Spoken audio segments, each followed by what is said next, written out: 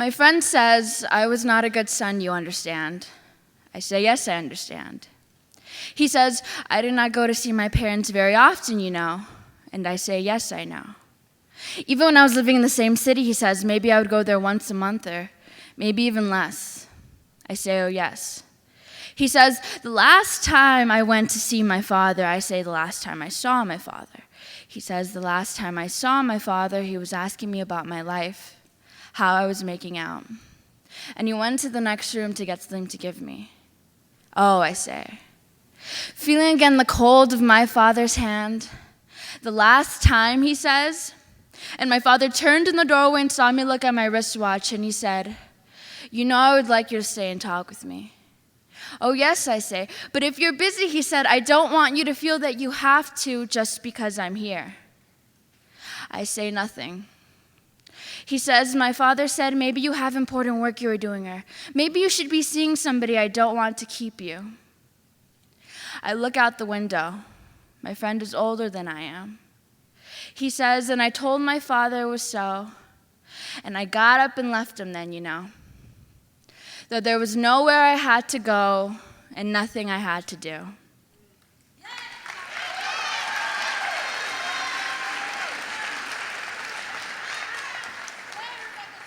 And this is my response poem titled Tomorrow.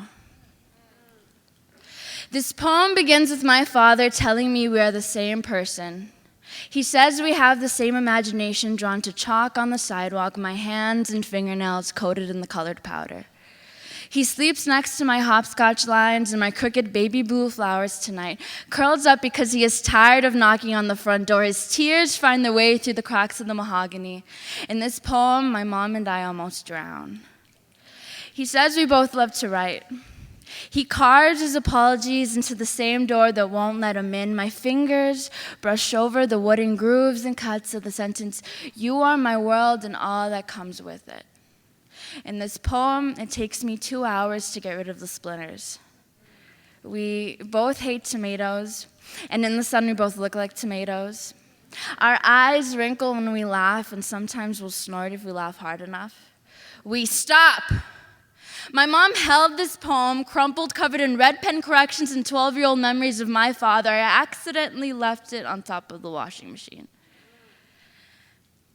Rebecca, do you miss your father? Do you miss the times where you stepped on pieces of glass from his broken meth pipes? Or how about the way his breath smelled when he came home at 4 a.m? I said nothing.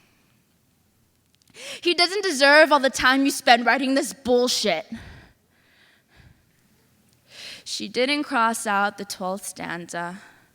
7-Eleven parking lots on Sunday nights. I think there's something wrong with me because I don't cry with him. I sit there motionless in the passenger seat of an old Camaro while he keeps realizing that his habits are letting my mom and I slip through his hands.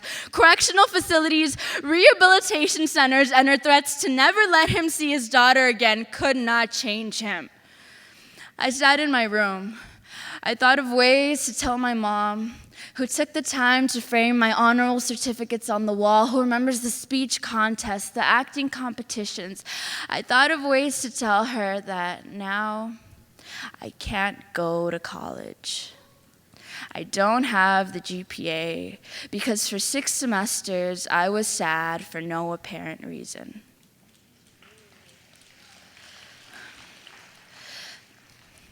The last thing I learned before my mom gave me back my poem. They saw him chase a woman out of the front door. His right palm was purple that night because of how tightly he held the knife.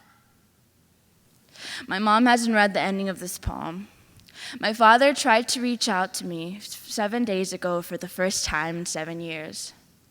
He said when he got out of prison, he wanted to make sure his little Becky was okay. I don't know if I missed my father, so I watched an old VHS tape of him yelling into a news reporter's microphone at a bar because his favorite football team had won.